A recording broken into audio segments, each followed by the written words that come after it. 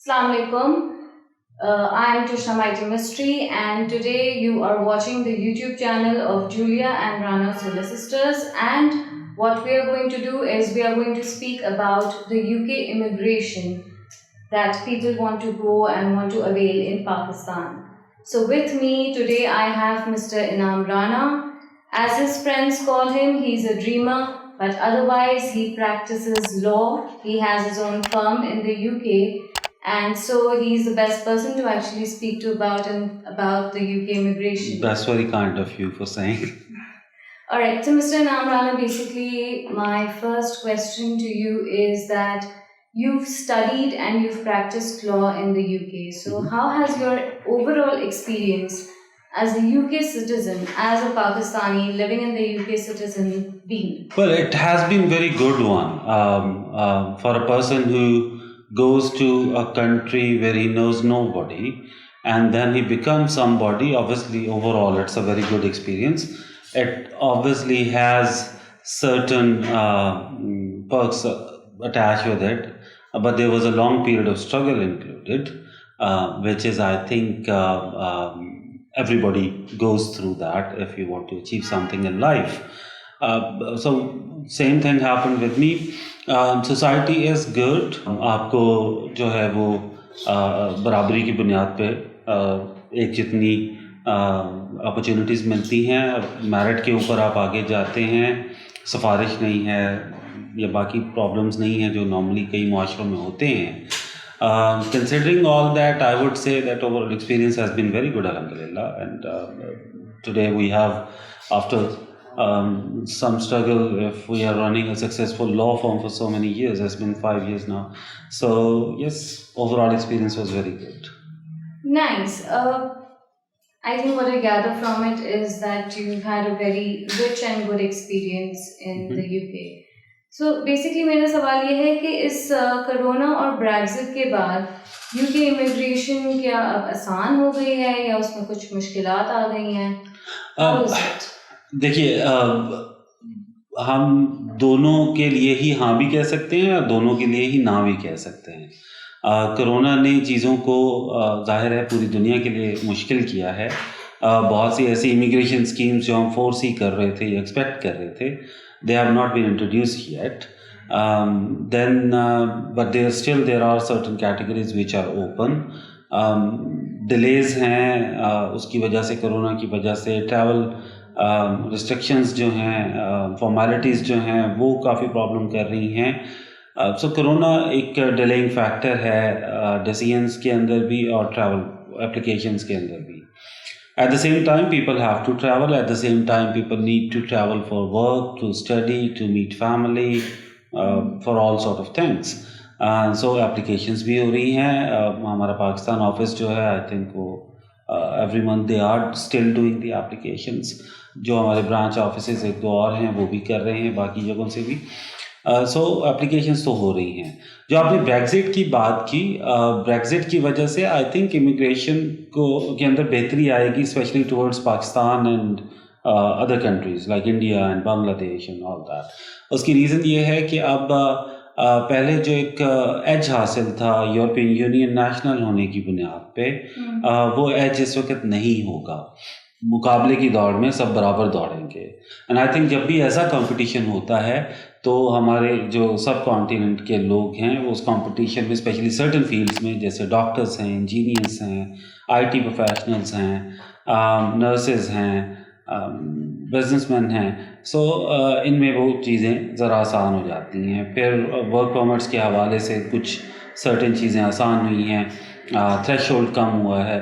तो हम कह सकते हैं कि ओवरऑल ब्रेक्जिट की वजह से इमिग्रेशन आसान होगी. अगर कोरोना नहीं होता तो शायद काफ़ी ज़्यादा एक बूम आता. और मुझे लगता है कि अगले कुछ माह में जब कोरोना से हमारी जान इंशाल्लाह छूट जाएगी और people would be more easy to, it would be more easy for them to travel, तो मुझे लगता है कि तब शायद एक बूम आएगा for immigration towards UK, especially certain So would that categories. boom actually be a healthy one?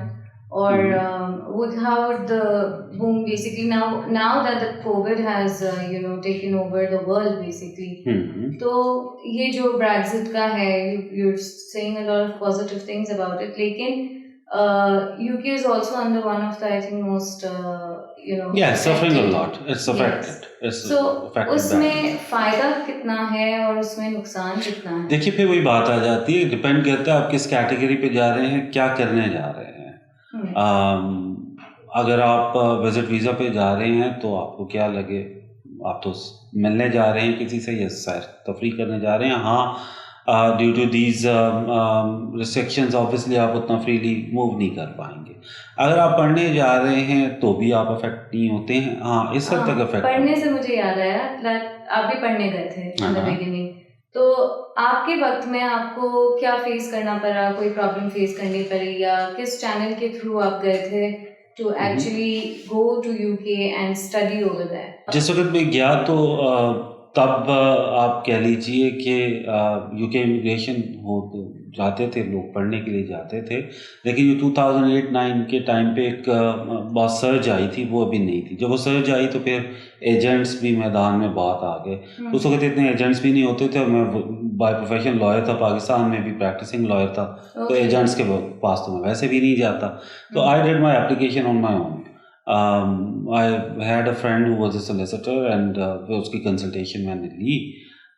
जो आप उस वक्त स्टूडेंट्स की कंडीशन, इस वक्त की कंडीशन में देखें तो चीज़ें कुछ आसान थी उस वक्त, लेकिन मुझे लगता है कि हर दौर में पिछला दौर आसान लगता है।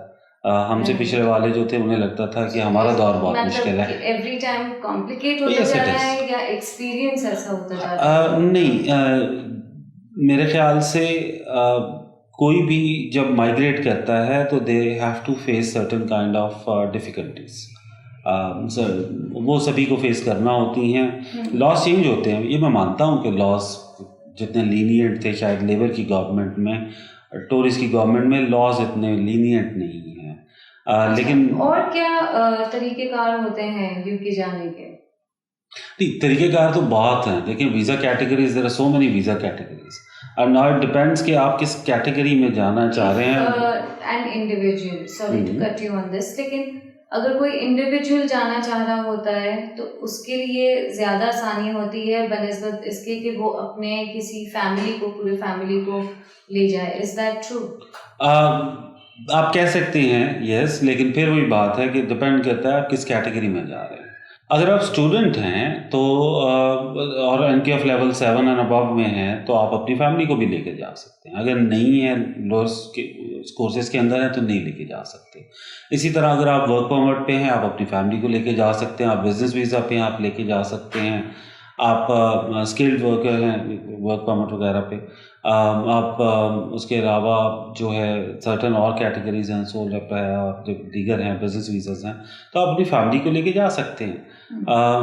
लेकिन आई वुड ऑलवेज एडवाइज़ कि क्योंकि फ़ीस बहुत हैवी हैं, अब हेल्थ चार्ज बहुत हैवी हैं, तो पहले ख़ुद अप्लाई करिए। आपका वीज़ा लग जाए तो अगले दिन फैमिली का अप्लाई कर लें, लेकिन कोशिश कीजिए पहले अपने वीज़ास को अप्लाई करिए। सो दैट मीन्स कि पहले एज एन इंडिविजुअल अगर आप अप्लाई करते हैं तो वो ज़्यादा आसान होता है। मैं आसान तो नहीं कहूँगा उसे, मैं ये कहूँगा कि आपका लॉस जो है वो कम होगा in case of refusal. Okay okay okay. तो वीज़ास तो वैसे लाइक यू सेड के बहुत सारे हैं, तो स्टूडेंट वीज़ा के हवाले से कुछ गाइड करें कि एग्जैक्टली आपको क्या क्या चीज़ें चाहिए? हाँ, पाकिस्तान से अगर आप देखें तो पाकिस्तान से जो सबसे ज़्यादा वीज़ाज अप्लाई होते हैं वो या तो अप्लाई होते हैं विजिट वीज़ास या अप्लाई होते हैं student visas. So student visas में because big number of Pakistani students they want to go to UK. अच्छा, अभी क्या हो रहा था कि कुछ ऐसे से जब से वर्क परमिट्स मिलता था, पहले हम खुद भी जब हम स्टूडेंट थे, हमने डिग्री की, हमें पोस्ट स्टडी वर्क वीज़ा मिलता था 2 साल का, वो ख़त्म हो गया था बीच में, वो दोबारा स्टार्ट हो गया। तो उस दौरान के पीरियड में पाकिस्तानी स्टूडेंट्स या इंडियन स्टूडेंट्स यूके जाना कम हो गए, वो ऑस्ट्रेलिया कैनेडा ज़्यादा जाने लगते हैं। शायद उसी को काउंटर करने के लिए या अपनी तरफ अट्रैक्ट करने के लिए that scheme has come again. तो अब क्या होगा कि इस साल जुलाई से जो ग्रेजुएट करेंगे उन्हें 2 साल का वर्क परमिट मिलेगा। So if you complete a degree in UK, आप उसके बाद 2 साल का आपको वर्क परमिट मिल जाता है। आप उस पे काम कर सकते हैं, फिर फर्दर एक्सटेंशन ज़ाहिर है नई स्कीम्स आती जाएंगी, और आप अगर स्टे कंप्लीट एक सर्टन पीरियड ऑफ टाइम या कैटेगरी रिक्वायरमेंट पूरी कर जाएंगे तो आप जो हैं वो सेटलमेंट की तरफ आ तो जाएंगे। मतलब ये चीज़ यूके में नहीं है, जो सर्टन कंट्रीज ने अपना लॉ बनाया हुआ है that if you go for a student visa, तो जब आपकी स्टडीज कंप्लीट हो जाती है इट इज़ मैंडेटरी कि आप अपने होमलैंड पे वापस जाएं। मैंडेटरी अभी भी है, लेकिन ऑप्शन मौजूद है कि if you qualify on requirements after completing your degree तो आपको पोस्ट स्टडी वर्क वीज़ा जो है वो 2 साल का एक मिल जाएगा। अच्छा, बिजनेस वीज़ा क्या चीज़ होती है? बिज़नेस वीज़ाज़ में मुख्तलिफ़ कैटेगरीज आती हैं। बिज़नेस वीज़ाज़ में आपका एंटरप्रेन्योर वीज़ा जिसे आप कह लीजिए, उसमें इस वक्त 3 मेन कैटेगरीज या 4 मेन कैटेगरीज चल रही हैं। एक तो इन्वेस्टर वीज़ा है, that is very big amount, you have to show 2 million pound investment, कि आपके पास 2 मिलियन पाउंड जो पाकिस्तानी 45 करोड़ के करीब बनेगा, you have this much money to invest in UK. आपके ये एसेट्स भी हो सकते हैं, लिक्विड कैश भी हो सकता है, मिक्स भी हो सकता है, and then you show that उसकी रिक्वायरमेंट्स भी बहुत इजी हैं, आपको कोई इंग्लिश कोर्स नहीं चाहिए, कुछ नहीं चाहिए। अगर आप कहिए कि दूसरी कैटेगरीज में फिर 2 कैटेगरीज बहुत फेमस हैं, जिससे पहले एक एंटरप्रेन्योर वीज़ा चलता था 2 लाख पाउंड वाला, 2018 तक, वो मार्च 2018 तक वो चला। उसके वो ख़त्म हो गया, उसकी रिप्लेसमेंट के तौर पे 2 कैटेगरीज आई थी। एक कैटेगरीज थी इनोवेटर वीज़ा। इनोवेटर वीज़ा ये है कि if you are an established business and you are bringing a business idea which includes innovation. Okay. उसकी रिक्वायरमेंट्स बहुत हाई हैं, उसका वीज़ा रेट बहुत कम है, हम डिटेल में उसकी कैटेगरीज भी रिक्वायरमेंट्स भी बाद में डिस्कस कर सकते हैं। उसके बाद एक वीज़ा है स्टार्टअप वीज़ा। अच्छा, इनोवेटर में भी you have to show 50,000 pounds की आपकी सेविंग। जो स्टार्टअप वीज़ा है उसमें भी आपको 50,000 पाउंड्स की सेविंग दिखानी है या इन्वेस्टमेंट अमाउंट दिखानी है, लेकिन startup visa is much easier as compared to innovator, क्योंकि इसमें नए लोग भी अप्लाई कर सकते हैं, इसमें आपका एक्सपीरियंस बिजनेस, हाँ आपका बिजनेस आइडिया क्लिक करना चाहिए, लेकिन फिर वो ये दोनों का रिक्वायरमेंट ये है कि that has to be approved by a UK body. कुछ बॉडीज़ जो हैं वो अपॉइंट की गई हैं जो आपके बिजनेस प्लान को असेस करती हैं। Business plan has to be very good, then they assess your business plan and if they approve, endorsement उसे कहते हैं, if they endorse you then you are able to apply for a business visa, either innovator और वो second one. तो मेरे ख्याल से वो ज़रा थोड़े से मुश्किल हैं। इसके अलावा सोल रिप्रेजेंटेटिव वीज़ा है, आई थिंक वो टोटली डिफरेंट कैटेगरी में आ जाता है। बिल्कुल ही। हाँ, so moving on to I think business category में हमने इन वीज़ास के बारे में बात की है, which is a very rich information. ये असाइलम क्या है? इसके बारे में हम बहुत सुनते हैं, तो इसके बारे में आप कुछ अगर हम बताएं। देखिए, असाइलम का ये है कि क्योंकि इसे समझा जाता है कि ये बहुत आसान और सस्ता है, तो ज़्यादा लोग उसकी तरफ तवज्जो करते हैं। पाकिस्तान से असाइलम्स होते भी बहुत रहे हैं, इंडिया से, बाकी मुल्कों से भी, बांग्लादेश से भी, अफ़गानिस्तान से बहुत ज़्यादा हुए, रिसेंटली हमने देखा सीरियंस के बहुत ज़्यादा हुए। असाइलम बेसिकली ये है कि आप को फियर ऑफ प्रोसिक्यूशन है, लाइफ थ्रेट है, आप अपने माशरे में, अपने मुल्क में जहाँ आप रहते हैं, ड्यू टू एनी रीज़न आप रह नहीं पाते। इसके सर्टेन इंग्रेडिएंट्स हैं कि आप अपने मुल्क में रह नहीं सकते क्योंकि आपको फियर ऑफ प्रोसिक्यूशन है। नंबर 2 के ऊपर आपकी स्टेट फेल हो चुकी है आपको सेव करने में। मैं एग्जांपल दूंगा, एक दौर में अहमदीज़ को बहुत ज़्यादा असाइलम मिला क्योंकि स्टेट प्रोसिक्यूशन मौजूद थी। इसी तरह कुछ और सेक्ट्स को जो था वो इस बेस पे मिलता था, हज़ारा कम्युनिटी को मिलता था। फिर अब उनको ज़रा कम हो गया। अभी गे जो होमोसेक्सुअल्स हैं उनको बहुत ज़्यादा मिलता है क्योंकि पाकिस्तान जैसे माशरे में होमोसेक्सुअल ज़ाहिर है ओपनली नहीं रह सकता, वो हमारा कल्चर नहीं है। स्टेट में उसकी प्रोसिक्यूशन मौजूद है, उसके अगेंस्ट लॉज मौजूद हैं।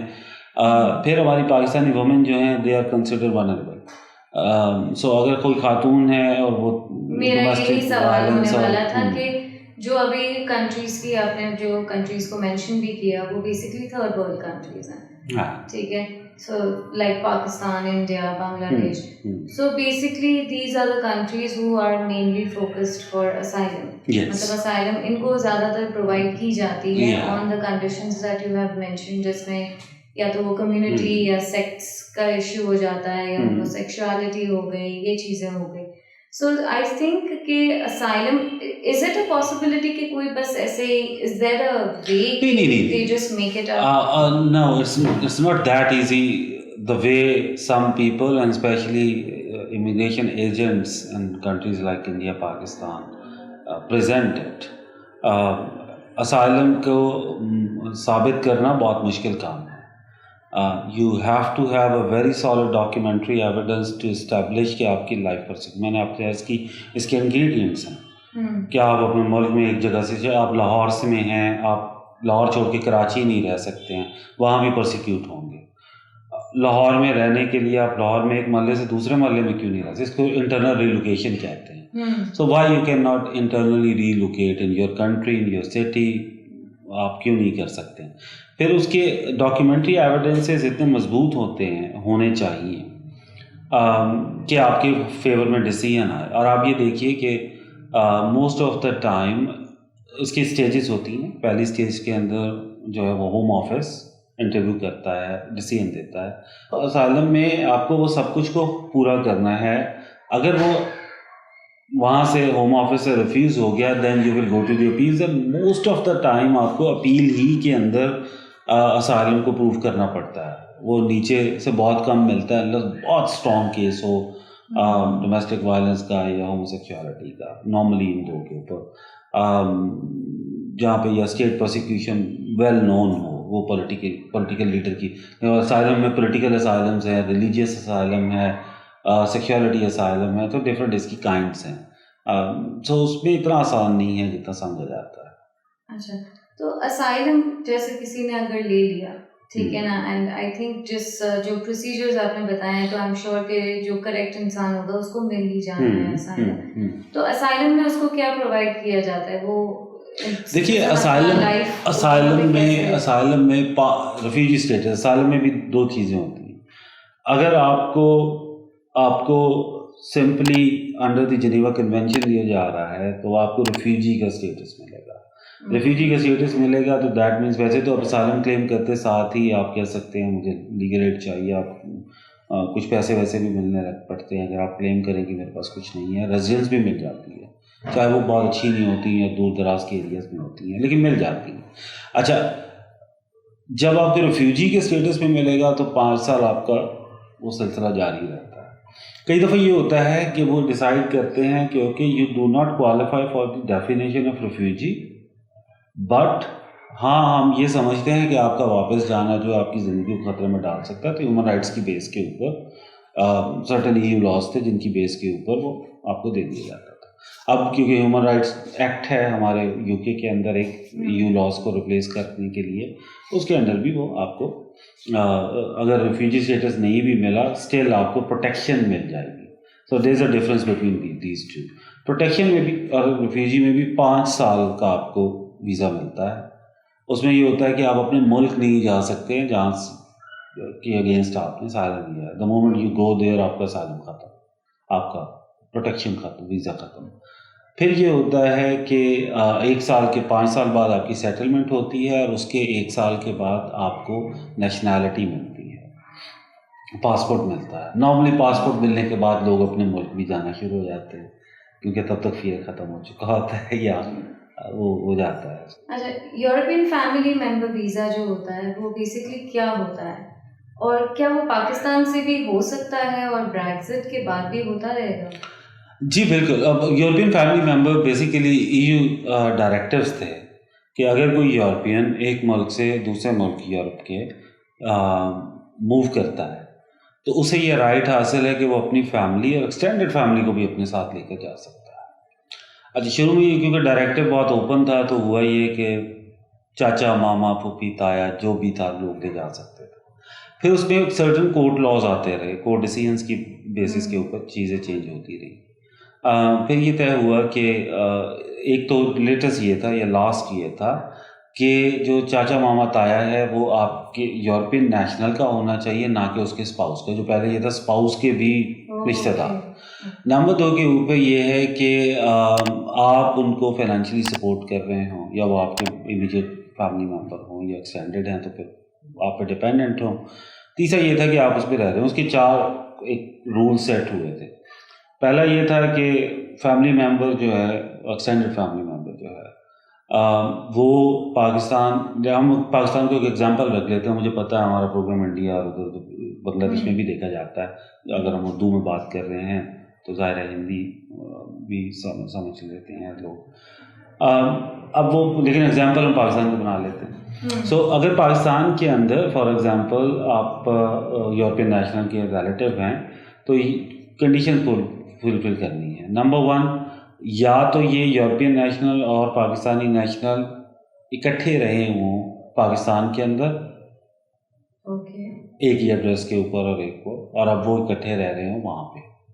दूसरा ये था कि या फिर ये हो कि वो पाकिस्तान यूरोपियन नेशनल बनने के बाद से पाकिस्तानी नेशनल को फाइनेंशियली सपोर्ट कर रहा था और अब भी सपोर्ट करेगा, ये कर रहा है। नंबर 3 के ऊपर ये था कि या फिर ये था कि वो पाकिस्तान में इकट्ठे रहते थे, यूरोप में सिर्फ इकट्ठे नहीं रहते लेकिन सपोर्ट करते, या पाकिस्तान में सपोर्ट करते थे, यूरोप में सपोर्ट नहीं करता लेकिन रहते इकट्ठे। तो ये उसकी कंडीशंस थी। लेकिन रिसेंटली ये हुआ कि जब ब्रेग्जिट हुआ तो ज़ाहिर रूल्स चेंज हुए हैं, तो अब ये उसको थोड़ा सा क्राइटेरिया सख्त हो गया। अभी भी पाकिस्तान से अगर आप यूरोपियन इमीडिएट फैमिली मेम्बर से मुराद है पेरेंट्स, बीवी, बच्चे। एक्सटेंडेड फैमिली में फिर बाकी के लोग आ जाते हैं। तो एक्सटेंडेड फैमिली का थोड़ा सा मुश्किल हो गया, लेकिन जो फैमिली मेम्बर हैं उनका उसी तरह है। They are still, European national has a right to bring his family to UK if they have already move to UK now, और उनकी सेटलमेंट वगैरह का सिलसिला स्टार्ट हो गया। प्री सेटल्ड और सेटल्ड 2 कैटेगरीज चल रही हैं यूरोपियन नेशनल्स के लिए। तो अभी भी पाकिस्तान से आप अप्लाई कर सकते हैं। अच्छा, so basically to conclude, because I've taken a lot of your time, तो बेसिकली टू कंक्लूड आप क्या मशवरा देना चाहेंगे? ये भी एक प्रॉब्लम है कि वीज़ाज जो हैं वो रिफ्यूज़ हो जाती हैं, पहली तो ये एक प्रॉब्लम है। और ओवरऑल इमिग्रेशन के बारे में अगर कोई यूके जाना चाह रहा है तो सजेशंस क्या हैं आप? देखिए, ये दोनों क्वेश्चंस इंटरलिंक्ड हैं और आई थिंक आंसर भी इंटरलिंक्ड होगा। बात ये है कि आप कोई भी यूके जाना चाह रहा है, वैसे तो सारे जाना चाहते हैं, तो आपको सबसे पहले तो you have to be well informed कि आप क्यों जाना चाह रहे हैं, किस कैटेगरी में जाना चाह रहे हैं या किस कैटेगरी में आप फॉल करते हैं। अगर आप घूमने फिरने जा रहे हैं तो विजिट वीज़ा है, उसकी सर्टन रिक्वायरमेंट्स हैं, हम किसी अलग प्रोग्राम में उसको डिस्कस कर सकते हैं। आप वो हर कैटेगरी की रिक्वायरमेंट पूरी करते हैं।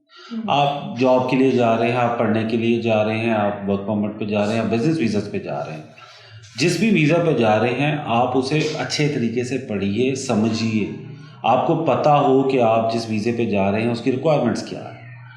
अच्छा, जब आप ये सब कुछ को अच्छे तरीके से पढ़ के, सोच के, समझ के जाएंगे, फिर मैं ये कहूँगा कि हाँ, हमेशा किसी अच्छे, मैं ये नहीं कह रहा कि हमारी, मैं कह रहा हूँ किसी भी अच्छे कंसल्टेंट की खदमात ज़रूर लीजिए। उसकी रीज़न ये होती है कि यस यू हैव टू पे फॉर दैट, लेकिन बात ये है कि बार बार अपना केस ख़राब करने से बेहतर है कि एक दफ़ा किसी को पे कर लिया जाए।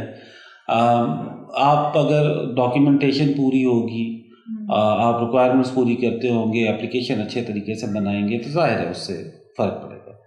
दूसरा, एजेंट्स अवॉइड कीजिए। उसकी रीज़न ये है कि वो आपको जो सब्ज़ बाग दिखाते हैं उसमें से 80% झूठ होता है, वो सच नहीं होता। तो आप वहाँ पे जाके आप जा ही नहीं पाते, आपके अक्सर डॉक्यूमेंट्स गलत लगा दिए जाते हैं, आपको रिसेप्शन लग जाती है, 10 साल का बैन लग जाता है, आपके वीज़ा से रिफ्यूज़ है। अब आप कह रहे थे रिफ्यूज़ल क्यों हो जाता है? रिफ्यूज़ल की, देखिए, रिफ्यूज़ल विदाउट एनी रीज़न तो नहीं होता ना।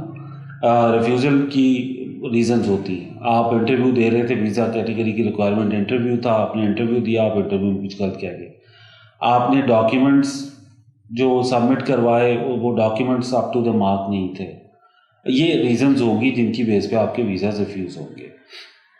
इसके अलावा कोई रीज़न नहीं होती है। वो मतलब डिस्क्रेशन यहाँ पे आ जाती है, yes visa officer has to be satisfied. लेकिन अगर एक गलत डिसीजन हो जाए तो उसके अगेंस्ट भी आप राइट ऑफ अपील नहीं है, ज़ाहिर है बहुत ज़्यादा वीज़ास के अंदर, लेकिन फिर भी आप जुडिशल रिव्यू कर सकते हैं। आपको पता है हम पाकिस्तान के लिए हमने, बल्कि इंडिया पाकिस्तान बांग्लादेश इन सारे एरियाज़ में हमने ये किया हुआ है कि हम नो विन नो फी पे जुडिशल रिव्यू करते हैं कि ओके आपका वीज़ा रिफ्यूज़ हुआ है, वी वॉन्ट चार्ज यू और fee, if we win we will charge you only then, if we get you the visa the decision is overturn तो हम आपसे चार्ज करेंगे, वरना हम आपका केस फ्री करते हैं।